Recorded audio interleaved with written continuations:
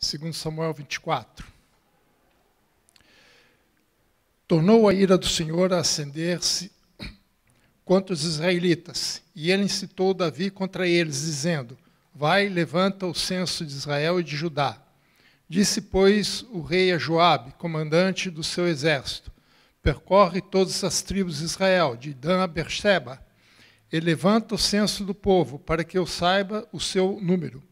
Então disse Joabe ao rei: Ora, multiplica o Senhor teu Deus a este povo 100 vezes mais, e o rei, meu senhor, o veja.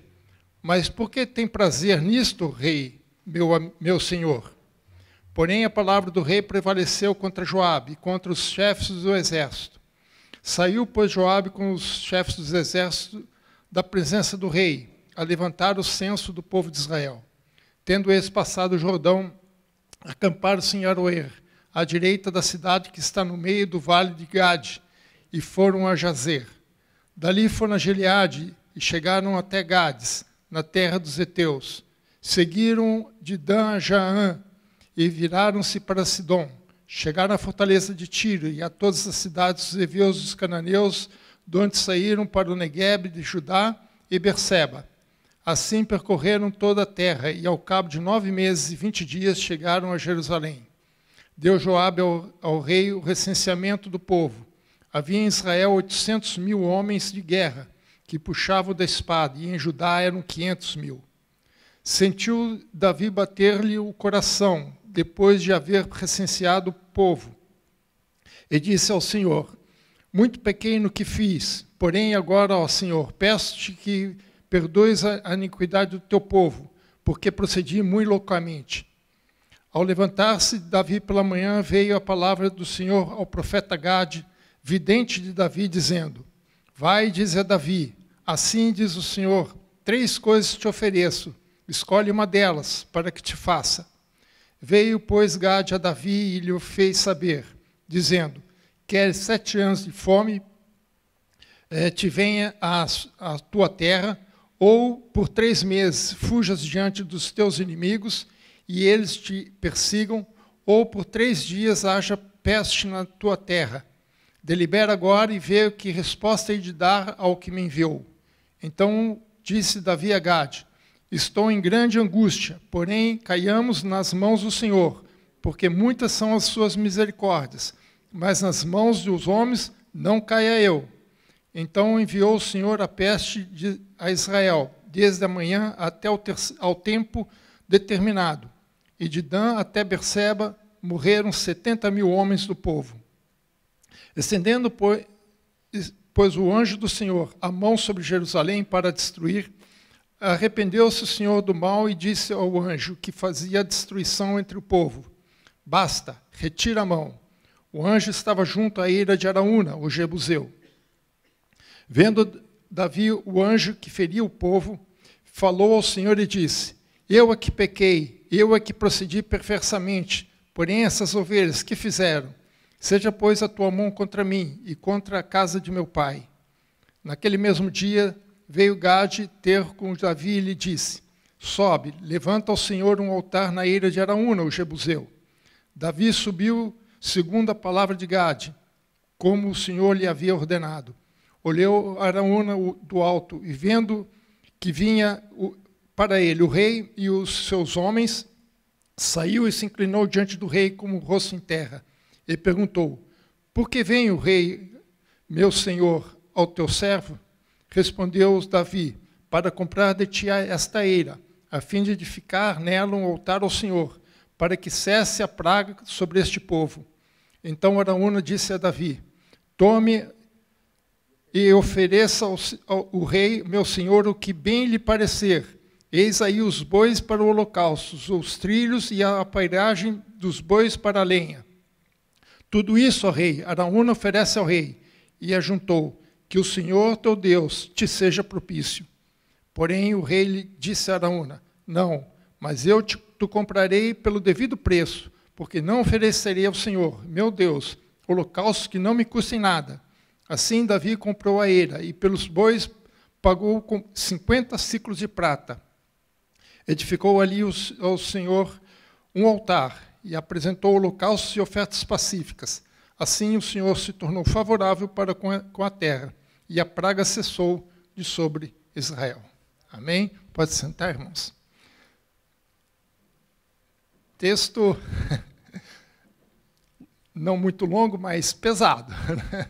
Mais uma vez, Davi está em encrenca. Mas é um texto extremamente importante. E não é à toa que ele não só foi incluído aqui, mas ele termina o livro com este texto. O livro de Samuel ele tem uma composição bastante interessante. Do capítulo 21 até o capítulo 24, ele é uma espécie de um apêndice. Nós não sabemos exatamente o tempo em que esses fatos aconteceram. Possivelmente esse texto, esse relato, tenha acontecido depois do levante de Absalão, mas nós não temos certeza. E nós vamos ver aqui a importância desse, por que o texto inclui esse relato, né? Porque aparentemente é só um incidente a mais na vida de Davi. Mas, na verdade, não. Aqui há como poderia dizer, um ponto de inflexão na área de adoração a Deus. E a gente vai entender isso. O texto começa com mais um detalhe. Esse texto também tem o seu correspondente em Crônicas, Crônicas capítulo 21. 1 Crônicas 21 também relata de um outro aspecto. O aspecto de Crônicas é mais o aspecto levítico, mais sacerdotal. Esse aqui é um pouco mais histórico mesmo, mais político. Enquanto o outro é um pouco mais espiritual, digamos assim, mais de um ponto de vista mais sacerdotal. Acreditamos que Crônicas tenha sido escrito por Esdras, quando ele voltou da Babilônia, para reordenar o povo, para restabelecer o culto em Jerusalém. Então ele teve que fazer um recenseamento do povo para poder saber quem era que estava voltando, quais suas funções, principalmente dos levitas, e a casa de Davi. Então, Crônicas começa com esse tipo de relato, com uma listagem dos que voltaram, né? A linhagem dos homens que voltaram do cativeiro para reorganizar a Israel. E ele aproveita e traz alguns relatos. O Crônicas é um pouco mais sucinto em alguns aspectos, e esse é um dos aspectos que ele inclui com um pouco mais de detalhes. Por isso eu vou recorrer algumas vezes, eu vou deixar a mesa lá de projeção meio maluca, porque horas eu vou falar de Samuel, horas eu vou falar de Crônicas. Mas vai ser necessário isso para a gente poder entender o relato em conjunto. O texto começa dizendo que tornou a ira do Senhor a acender-se contra Israel. Quando a gente lê esse texto, a gente vê muito foco em cima de Davi. Mas tudo que aconteceu nesse capítulo 24, principalmente a questão da peste, o objetivo de Deus não era Davi. O objetivo de Deus era o povo. Por isso que falou, tornou a ira do Senhor contra o povo. Acendeu-se contra o povo. E ele incitou Davi contra eles. Veja, Davi foi incitado contra o povo, né? E para que o juízo de Deus viesse ao povo, ele fez isso através de Davi, uma ação de Davi. E essa ação foi de fazer um recenseamento. A grande questão é a seguinte, por que ele teria que fazer esse recenseamento? Tecnicamente não haveria motivo nenhum, né? Não precisava fazer. Havia algum problema de fazer? Também não havia um problema de fazer, aparentemente. Né? Aparentemente. Não há nenhuma lei que proibisse um recenseamento. Nós temos na Bíblia vários recenseamentos. O livro de Números, né, esse nome, Números, está na nossa Bíblia. No hebraico ele tem um nome diferente, né? O nome em hebraico é no deserto. Por quê? Porque esse nome Números? Porque tem dois recenseamentos, um no início e um no fim. No início de Números tem um recenseamento de Israel, daqueles que saíram do Egito, E, no final, tem um novo recenseamento das pessoas que passaram os 40 anos no deserto, quando eles chegam para entrar em Israel. E ali não fala que houve algum problema sobre isso. E mesmo em outras situações, houve outros recenseamentos que a Bíblia não diz nada de mais contra isso. Então, aparentemente, não havia nada de errado. Então, por que isso seria errado, né? Alguma coisa tinha por trás. Veja, por exemplo, o que Joabe fala para Davi, né? Quando Davi chama Joabe, que é seu comandante, e pede para fazer o recenseamento. Ele diz no versículo 3, disse Joabe, multiplique o Senhor teu Deus 7 vezes mais, e aí ele pergunta no final, mas por que o senhor tem prazer nisso? Qual é a razão disso? Joabe não entendeu muito bem, falou, mas por que isso agora? É mais ou menos isso que ele perguntou. E Davi insistiu, né? Tanto Joabe quanto os outros demais comandantes do exército de Israel, que foram os responsáveis por fazer esse recenseamento, eles se opuseram. Eles acharam que não era devido, não deveria fazer. Mas, no versículo 4, fala que a palavra do rei prevaleceu. Então, mesmo Joabe e os seus comandantes, né, fossem contra aquele recenseamento, Davi insistiu naquilo, né? Realmente, a contagem não é necessariamente errada. Então, o que haveria? Pela própria pergunta de Joabe, nós podemos inferir que a grande questão não era saber o número ou não, mas qual era a motivação de Davi em relação a isso. Davi, se realmente Davi estiver nesse período, depois do caso de Absalão, ele estaria aí já com um pouco mais de 60 anos de idade, já estaria nos últimos 10 anos da sua vida, né? Então, ele já estava com todo o seu reino já estabelecido, já estava confirmado, já estava solidificado, né? Então, não haveria motivo para isso, mas ele acabou se engrandecendo um pouco. Parece que o único motivo que Davi tinha era curiosidade, de saber qual era o tamanho do nosso exército, por exemplo, né? E aí encher-se um pouco de orgulho. Qual é o tamanho do meu reino? Qual é o tamanho do meu poderio militar? Veja que ele não necessariamente pede a contagem do número de pessoas. Ele pede um número apenas do seu exército, aqueles que, como o texto diz, que puxam a espada. Ou seja, aqueles que poderiam sair com ele à guerra, caso houvesse uma nova guerra contra qualquer outro tipo de inimigo. Então, isso parece que ele estava interessado em saber mais no seu poder, na sua força militar, né? E isso indica que parece que ele já estava meio orgulhoso de si mesmo. E é interessante isso, porque nós vimos semana passada o Salmo 18, no capítulo, que é o Salmo que está no capítulo 22, né? O quanto ele fala da sua dependência de Deus.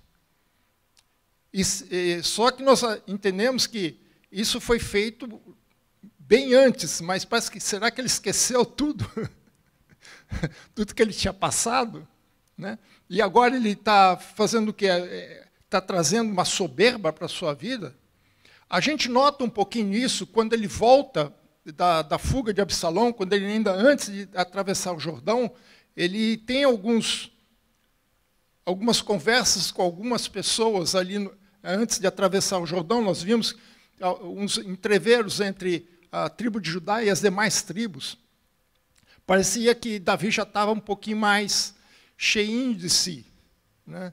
Então, a única razão que nós podemos assumir aqui é que Davi realmente estava com a soberba subindo no seu coração, né? Isso não é um fato novo, quer dizer, não é um fato único na Bíblia. A mesma coisa aconteceu com Ezequias, um rei que nós vamos ver mais para frente, no segundo livro de Reis, no capítulo 20, Ezequias, quando foi curado de uma doença que ele estava para morrer, Deus tinha concedido a ele mais 15 anos, o rei da Babilônia enviou uma comitiva para fazer uma visita a ele, parabenizado pela sua cura. Ele vai lá e mostra todas as suas riquezas, né? Com uma forma de orgulho, né?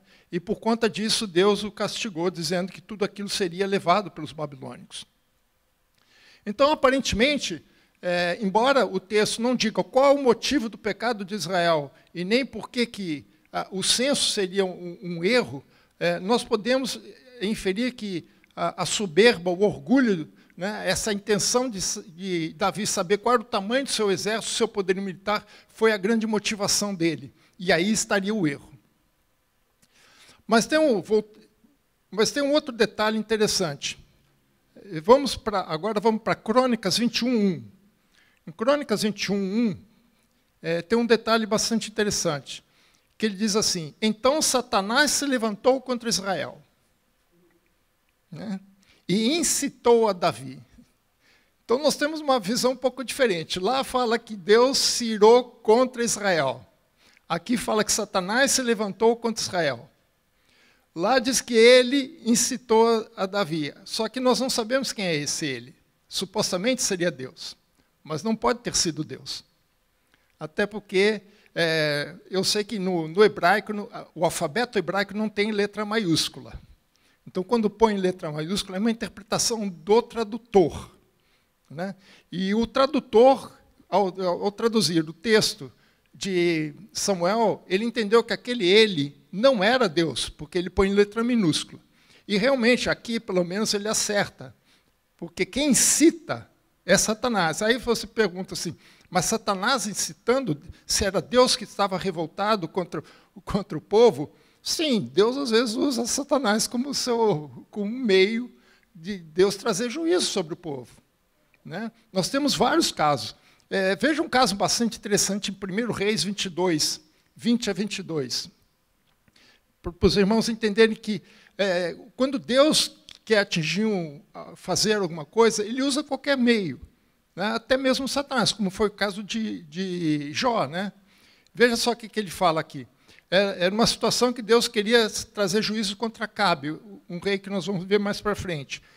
Perguntou ao Senhor, quem enganará Acabe para que suba e caia em Ramote Gileade?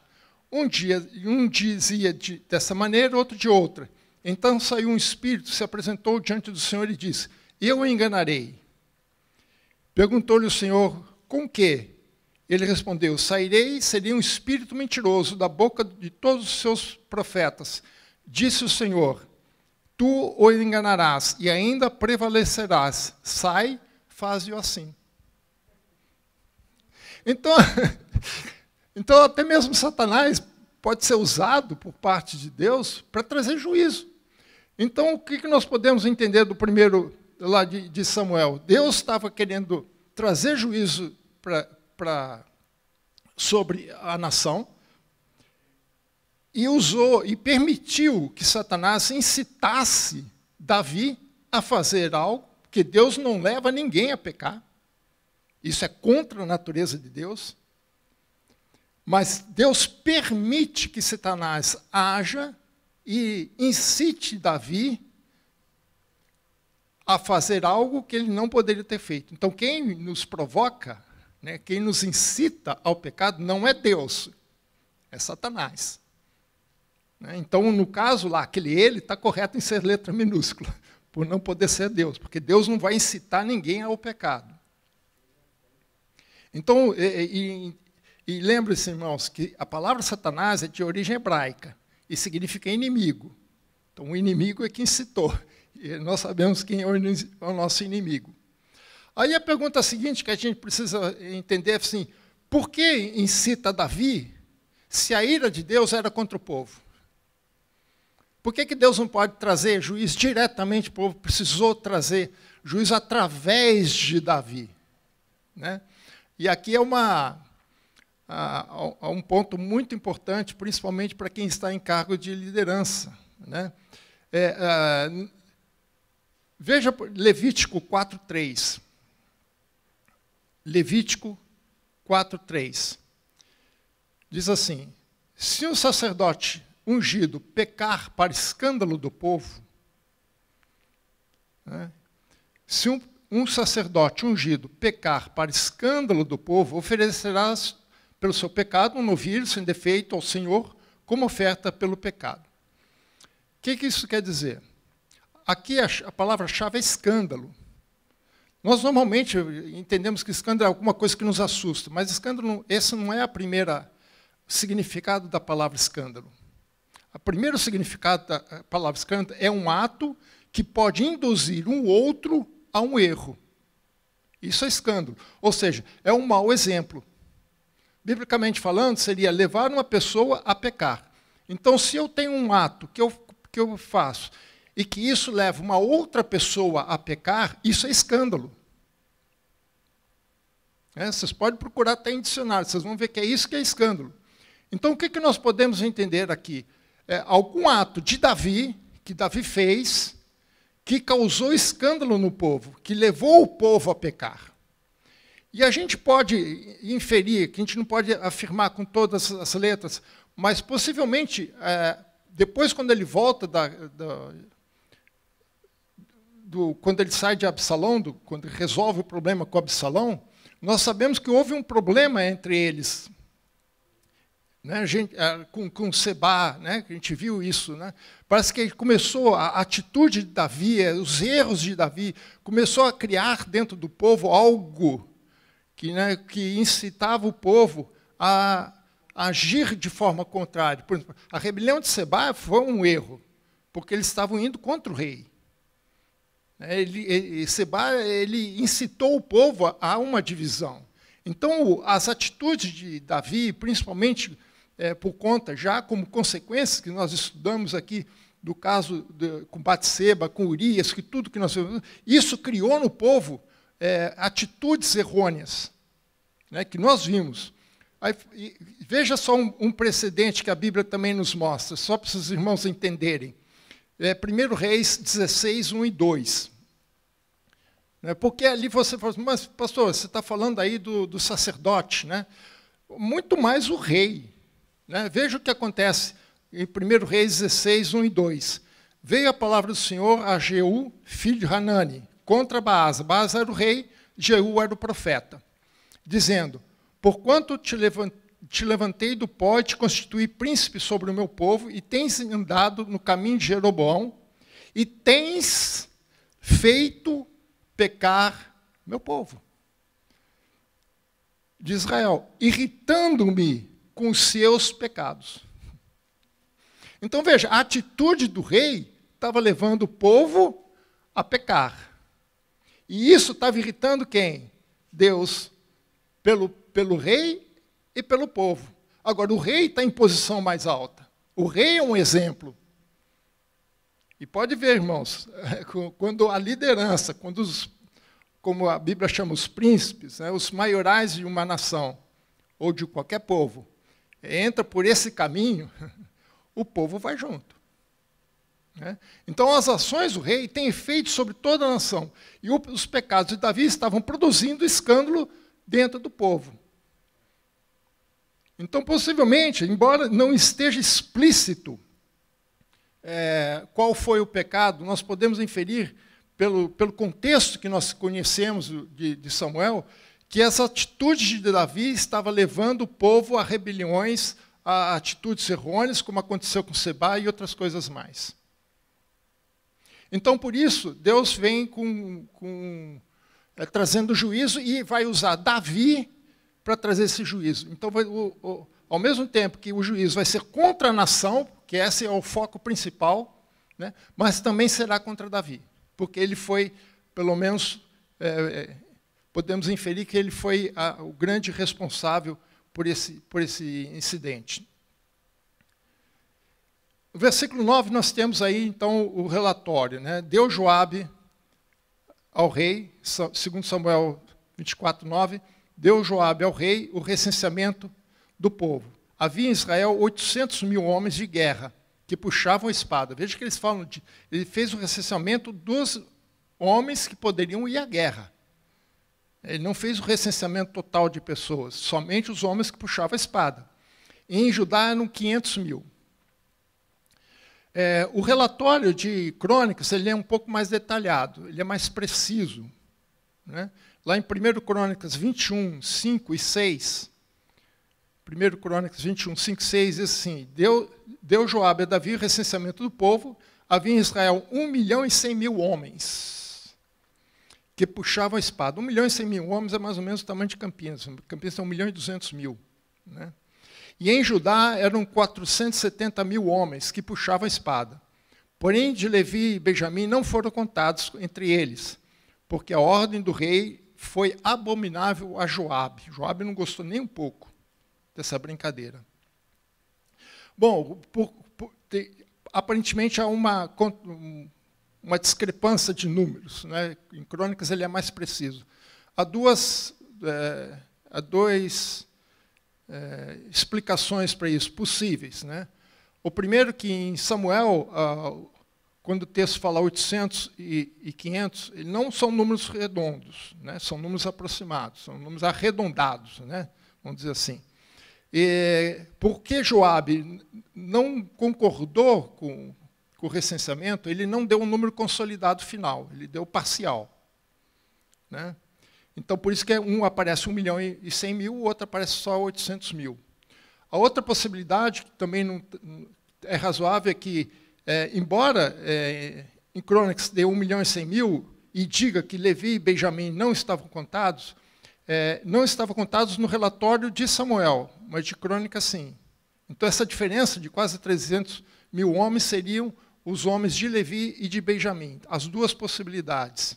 Né? Mas não é que a contradição, é apenas de onde pega a fonte. Mas um detalhe aqui é importante, irmãos. Embora os números sejam arredondados, proporcionalmente, a tribo de Davi era maior. Veja só, qualquer uma das duas, você chega a essa mesma conclusão, porque em Judá, pegando lá em Samuel, são 500.000. E em todo Israel, 800.000. 300.000 só a diferença.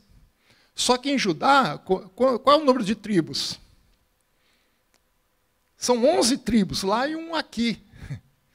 Então, para Davi, isso aqui era um motivo de orgulho. Se acontecer alguma coisa, o Judá segura as pontas. Se fizermos uma média pelo número de tribos, a tribo de Davi teria 500 e cerca de 5 vezes mais proporcionalmente. Porque dividindo esse número pelas outras tribos, daria em torno, arredondando, 100.000 por tribo.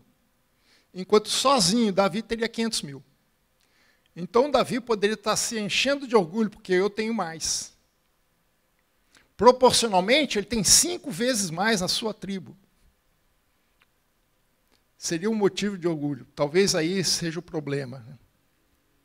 Mas quando Davi recebeu o relatório, ele finalmente cai em si. Isso é uma coisa que a gente tem que admirar de Davi. Embora ele pisasse na bola, ele percebia essas coisas. Versículo 10. Sentiu Davi bater-lhe o coração, depois de haver recenseado o povo, dizendo: muito pequei no que fiz, pois agora, ó Senhor, peço-te que perdoes a iniquidade do teu servo, porque procedi muito loucamente.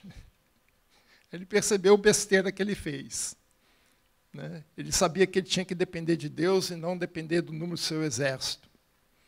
Bom, Deus falou assim: tudo bem, Davi, mas as consequências você conhece a história. Você sabe como é que é a coisa. Então Deus chama Gade e fala assim: Gade, vai até lá com Davi e faz uma proposta para ele. Versículo 12 e 13. Ele fala assim, fala para ele escolher uma das 3 coisas. Né? Versículo 12 e 13. Vai e diz a Davi: assim diz o Senhor, 3 coisas te ofereço, escolhe uma delas. Ele deu a oportunidade de Davi escolher. Para que te faz. Veio, pois, Gade a Davi e lhe fez saber, dizendo: queres 7 anos de fome, para que venha a terra, ou 3 meses que fujas diante dos seus inimigos, e eles te persigam, ou por 3 dias haja peste na tua terra. Delibera agora e vê o que você vai responder. Por que esses 3? Né? Esses 3, tem um capítulo muito famoso em Deuteronômio, que é o capítulo das bênçãos e maldições, né? Capítulo 28. Se vocês lerem lá do versículo 21 ao 26, vocês vão ver as 3 opções que Deus dá. No versículo 21 a 22 de Deuteronômio, ele vai falar das pragas. No 23 e 24, da fome. Na 25 e 26, dos inimigos. Então Deus usa a própria Bíblia e falou assim, eu não falei que tinha bênçãos e maldições? Se você obedecer, bênção; se você desobedecer, maldição. Está aqui, agora você escolhe. Então o que Deus ofereceu através de Gade não foi nenhuma novidade. Mas Davi teve que fazer uma escolha. Versículo 14. Então disse Davi a Gade, estou em grande angústia, porém caiamos nas mãos do Senhor, porque muitas são as suas misericórdias, mas a mão dos homens não caia não. Porque as duas primeiras opções, Davi e Israel ia cair na mão dos seus inimigos. Porque falou assim, mas e fome? Como é que acontece com fome? É só lembrar o que aconteceu no Egito, com José. Quando a fome veio, os irmãos de José tiveram que ir no Egito comprar comida. Estava dependendo de terceiros. Eles iam ficar na mão dos seus inimigos. Eles tinham que comprar comida aonde? Ou eles iam para o Egito, ou eles iam para Moabe, ou eles iam para Edom, eles iam para um outro país, porque em Israel não ia ter. Então ele sabia que ele ia cair na mão dos inimigos, e os inimigos iam se aproveitar da situação. Perseguição, ele estava já cansado, já tinha passado 10 anos fugindo de Saul. E tinha acabado de sair aí, a fuga lá do seu Absalão. Então ele falou, não, senhor, estou cansado, com a idade que ele tinha, estou cansado. Então, que eu caia na mão do Senhor, pelo menos o Senhor é misericordioso. E olha, irmãos, ele acertou na escolha. Ele acertou na escolha. Deus então mandou um anjo, né? E é interessante que o relato do anjo é o mesmo relato dos recenseadores, começando de Dan a Berseba.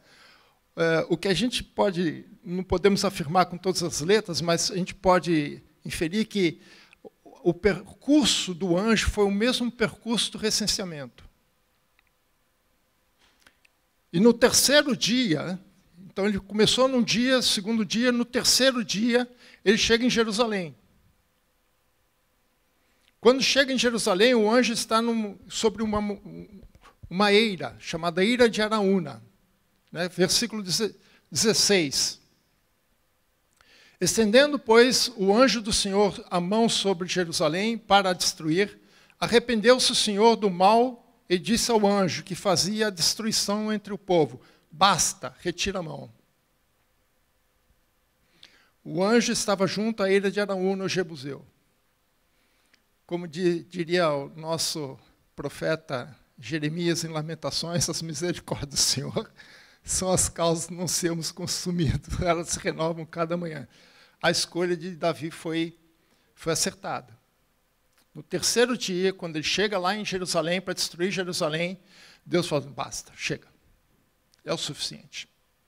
Né? Só um detalhe aqui, uma controvérsia que existe quanto a esse anjo do Senhor. Né? Algumas versões, a minha versão está em letra maiúscula, mas como eu já disse, em hebraico não tem maiúscula. Né? Essa é uma interpretação. Quando se coloca com letra maiúscula, normalmente é uma teofania, ou seja, é Jesus se apresentando antecipadamente. Quando é um anjo comum, é chamado epifania. Aqui ele coloca em letra maiúscula, mas eu, particularmente, né, não acredito que seja Jesus, embora esteja com letra maiúscula. Né? Por quê? O próprio texto fala, Jesus estaria sendo enviado para Jerusalém para destruir Israel? Para mim, essa é a pergunta que fica. Veja, estendendo a mão sobre Jerusalém para destruir. Deus disse, basta. Ele falou, basta para quem? Ao anjo que está fazendo a destruição do povo.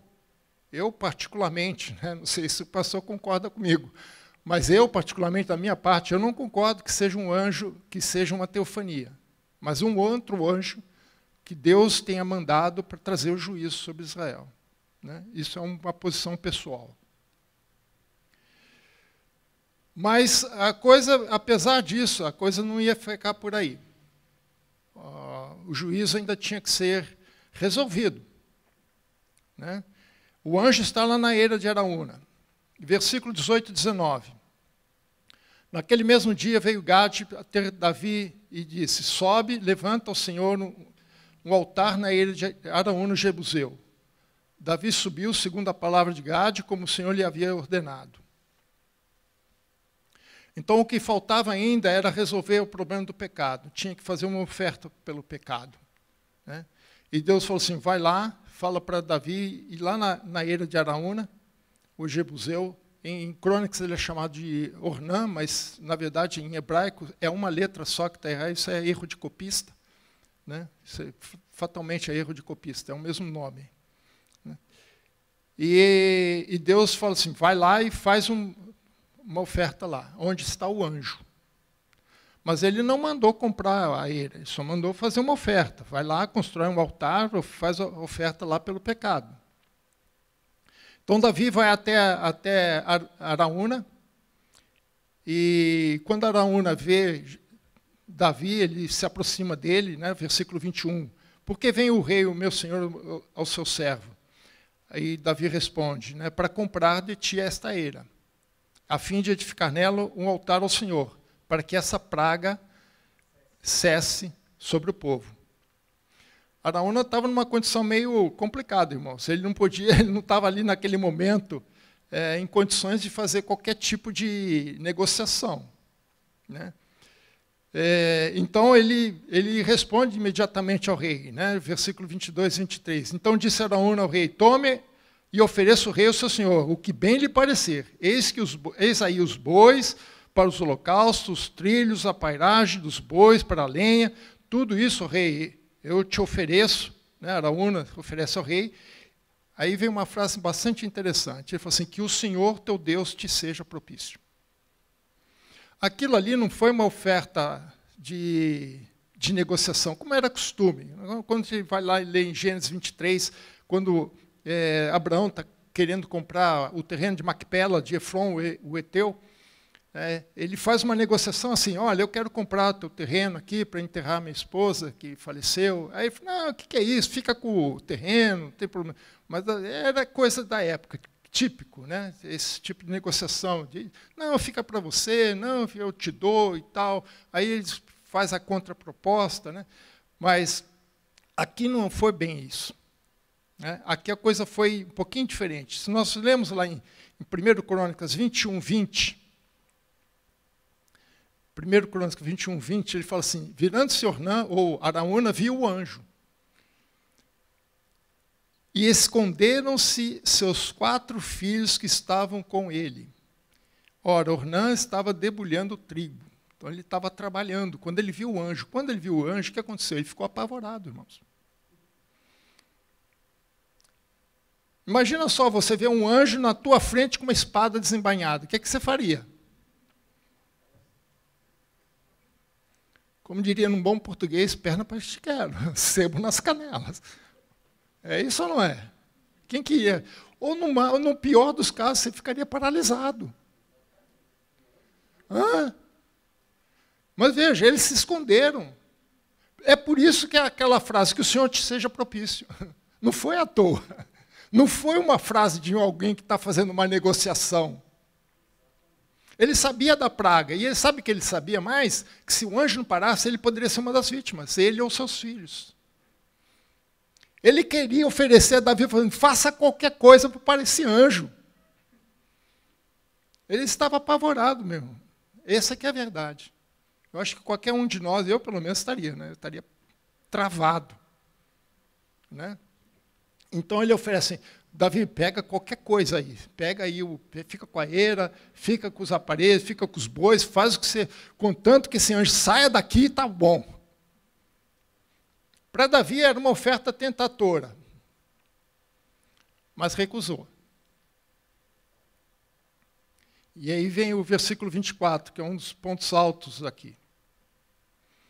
24, porém o rei disse a Araúna, não, mas eu te comprarei pelo devido preço, porque não oferecerei ao Senhor, meu Deus, holocaustos que não me custe nada. Tem gente que quer oferecer sacrifício ao Senhor sem pagar o preço, né? Essa é religião de oportunismo, né? Assim, Davi comprou a eira, e pelos bois pagou 50 ciclos de prata. Em Crônicas fala 600 ciclos de ouro, né? Aqui fala 650 ciclos de prata. Aqui também são duas opções, duas possibilidades. A primeira é que ele não comprou todo o terreno, só a eira e os bois, né? E em Crônicas, lá no versículo 25, ele fala que por todo lugar. Então, em Crônicas, que são 600 ciclos de ouro, que dá quase 7 quilos de ouro, né? Ele comprou toda a fazenda, toda a propriedade de Araúna, enquanto que em Samuel seria somente a eira, que é um espaço menor, e os animais. E a outra possibilidade, conforme a tradução que você usa, no versículo 24, final, ele fala assim, e pelos bois. Né? No final lá. Ele comprou a eira e pelos bois pagou 50. Então, talvez os 50 foi dos bois e os 600 ciclos de todo o terreno. Mas ele comprou, ele pagou. Ele tirou do bolso. E ele não foi nos cofres públicos não, viu, irmãos? Ele não foi no Tesouro, no BNDES, fazer financiamento, nada disso. Caixa Econômica Federal, não. Ele tirou do bolso. Era a oferta dele. Né? Versículo 25. Edificou ali o Senhor, ali Davi ao Senhor num altar, e apresentou holocaustos e ofertas pacíficas. Assim o Senhor se tornou favorável para com a terra, e a praga cessou. Vejam, o Senhor se tornou favorável. Agora, irmãos, tem algo importante aqui que a gente precisa entender. Não foi à toa que esse texto foi colocado aqui. Não foi simplesmente para descrever um incidente a mais na vida de Davi. Se nós olharmos lá em 1 Crônicas, eu vou usar mais Crônicas agora do que Samuel. Em 1 Crônicas 21, 26, o autor de Crônicas ele dá uma versão um pouco diferente. Como eu disse, a versão de Crônicas é mais sacerdotal. Ele diz assim, edificou ali um altar ao Senhor, ofereceu nele holocaustos e sacrifícios pacíficos, invocou o Senhor, o qual lhe respondeu com fogo do céu sobre o altar dos holocaustos. Meus irmãos, isso aqui não foi uma situação normal, não. Vão ser pouquíssimos os casos, raros casos, que nós vamos ver que Deus trouxe fogo do céu e queimou uma oferta, um holocausto. Davi, com Abraão foi assim. Né? Aqui é assim. Depois com Elias, no Monte Carmelo, também é assim, mas não é algo rotineiro. E isso é altamente significativo. Aqui, o que significa o seguinte, que apesar do pecado do povo e de Davi, né, quando eu estava estudando esse texto, me veio Paulo em Romanos, né, onde abundou o pecado, superabundou a graça. Ou num popular brasileiro, Deus faz limonada desse limão. Por quê? Porque Deus, apesar do pecado do povo, apesar do pecado de Davi, Deus não só aceitou a oferta de Davi, mas ele confirmou Jerusalém como local de adoração. Por isso que eu falei, irmãos, aqui é um ponto de inflexão na adoração. Para mim, esse é o ponto fundamental de que por que esse texto está aqui. Então, onde vem isso? Lá em Gênesis 22, 2, quando Deus fala para Abraão sacrificar o seu filho Isaque, ele manda num lugar, na terra de Moriá. Fala, vai até a terra de Moriá, e lá eu vou te mostrar um monte, na terra de Moriá, que você vai oferecer o seu filho em holocausto.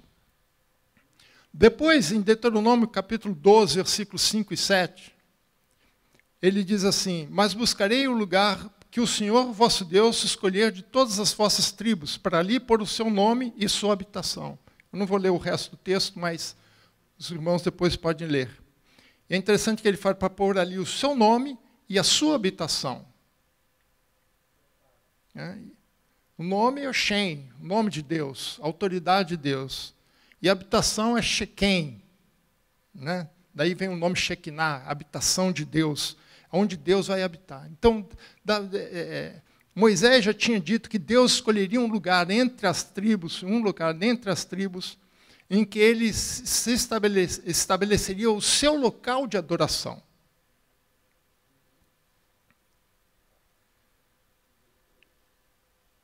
Acontece que Davi encontrou esse local.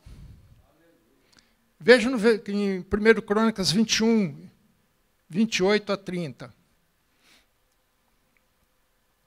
Vendo Davi, naquele mesmo tempo, que o Senhor lhe respondera na eira de Ornã, ou Araúno Jebuseu, sacrificou ali. Porque o tabernáculo do Senhor, que Moisés fizera no deserto, e o altar de holocausto que estava naquele tempo no alto de Gibeão, 8 quilômetros de distância, mais ou menos daqui ao centro de Campinas. 8 quilômetros. Davi não podia ir lá para consultar o Senhor, porque estava atemorizado por causa da espada do anjo do Senhor. Ou seja, qual era o correto? Ele teria que ir até o tabernáculo, fazer a oferta no tabernáculo. Mas Deus falou assim, não, você não precisa ir no tabernáculo, vai na eira de Araúna. E Deus respondeu trazendo fogo. Ele que queimou a oferta, não foi Davi. Quando Davi percebeu isso e entendeu, veja que ele não fala que foi no mesmo instante, foi naquele mesmo tempo. Quando ele percebeu, vendo Davi, que ele respondeu ali na eira, falou assim, é aqui. Achamos. Deus aceitou o sacrifício que Davi fizera naquela era. E isso era indicação de que aquele local era o local escolhido por Deus para colocar o seu nome e colocar a sua habitação. Irmãos, a gente tem que entender a sequência aqui. Davi já tinha desejado estabelecer uma casa, uma habitação para Deus em Israel. Nós já estudamos isso. O pastor de manhã nos relembrou esse texto. E Deus tinha concordado com Davi. Falou assim, Davi, eu nunca estabeleci isso. Mas já que você teve essa ideia, eu compro essa ideia, mas vai ser do meu jeito. Então eu vou edificar uma casa para você e um de seus descendentes vai edificar a casa para mim. Então isso estava tudo dentro desse plano que Deus estava trabalhando. E que Davi percebeu isso, talvez não conscientemente, mas ele percebeu isso. Ele percebeu que ali era um ponto de adoração. E veja o que acontece no primeiro versículo do capítulo 22 de Crônicas. Crônicas 22, 1. Disse a Davi, aqui se levantará a casa do Senhor Deus e o altar do holocausto para Israel. Eu acho isso fantástico, irmãos. Eu acho fantástico. Aí você pode pensar, mas pastor, o que isso tem a ver com Monte Moriá? Aqui está falando de Araúna, não falou nada de Monte Moriá. Tá bom. Então vamos lá para 2 Crônicas. 2 Crônicas 3:1. 2 Crônicas 3:1. Começou Salomão a edificar a casa do Senhor em Jerusalém. Aonde? No Monte Moriá. Que foi o mesmo local que Deus tinha estabelecido para Abraão oferecer o seu filho Isaque. Onde o Senhor aparecera a Davi, seu pai. Lugar que Davi tinha designado, aonde? Na eira de Araúna ou Ornã, o Jebuseu. Então, o mesmo lugar. Bingo. Davi acertou. Veja, irmãos, de uma situação de juízo de Deus, Deus levanta o ponto, o local onde ele vai receber a sua adoração. Onde abundou o pecado, superabundou a graça. Agora, irmãos, o local onde Deus tinha estabelecido já está definido. Jerusalém já estava confirmada como centro de adoração a Deus. Deus já tinha permitido que Davi construísse, não ele, mas através do seu descendente, Salomão, construir o templo. Que 1000 anos depois, o Cordeiro de Deus, prometido a Abraão, lá no capítulo 22 de Gênesis, realmente vai vir para o mundo. O local já está estabelecido. Agora Deus não está mais procurando locais. Agora está procurando pessoas para entrar neste local. O que Deus está agora procurando são os adoradores. O local já tem. O que precisa de adoradores. É isso que Jesus fala em João capítulo 4, versículo 23 e 24. Quando a mulher samaritana fala assim, olha, os nossos pais falaram que é aqui que tem que adorar. Vocês falam que é Jerusalém. Aí Jesus respondeu, mas virão dias, mas vem a hora, e já chegou, em que os verdadeiros adoradores adorarão o Pai em espírito e em verdade, porque são esses que o Pai procura para seus adoradores. Deus é espírito. Importa que os seus adoradores o adorem em espírito e em verdade. O local já está definido. Agora faltam os adoradores. E Davi, com discernimento, entendeu o plano de Deus e estabeleceu Jerusalém como centro de adoração. Esse é o ponto de inflexão. Essa é uma mudança radical. E em Crônicas nós vamos ver como isso tudo acontece. Como Davi reorganiza todo o sistema levítico para um novo tempo de adoração. E nós estamos vivendo esse tempo ainda hoje. E Deus ainda procura os seus verdadeiros adoradores, para que entrem na sua presença, para o adorarem em espírito e em verdade. Amém? Deus abençoe, irmãos.